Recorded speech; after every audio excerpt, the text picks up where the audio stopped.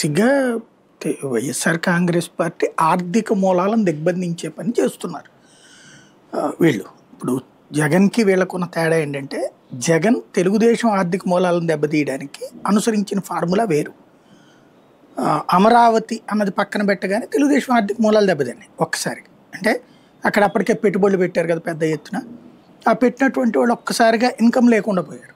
అట్లాగే వాళ్ళకి సంబంధించినటువంటి ఏవైతే కాంట్రాక్టర్లు డబ్బులు ఇవ్వకపోవడం, ఒక 5 ఏళ్ల పాటు వాళ్ళని ఇబ్బంది పెట్టినటువంటిది. అంటే తద్వారా ఎలక్షన్స్ అప్పుడు మనం చూస్తే లాస్ట్ ట్రిప్ లోకల్ పోల్స్‌కి డబ్బులు కూడా లేక పోటీ చేయని వాళ్ళు అనేక మంది ఉన్నారు కదా తెలుగుదేశం వాళ్ళు. చివరికి ఎంపీటీసీ, జెడ్పీటీసీలు బాయ్‌కాట్ కూడా చేశారు.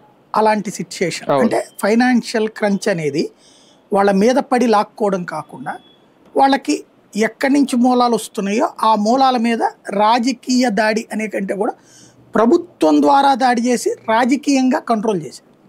ఇది ప్రభుత్వ విధానం ద్వారా దాడి చేసి రాజకీయంగా కంట్రోల్ చేశారు. బట్ ఇక్కడ తెలుగుదేశం ఆ ఫార్ములా అమలు అవ్వట్లేదు. ఓ రకంగా చెప్పాలంటే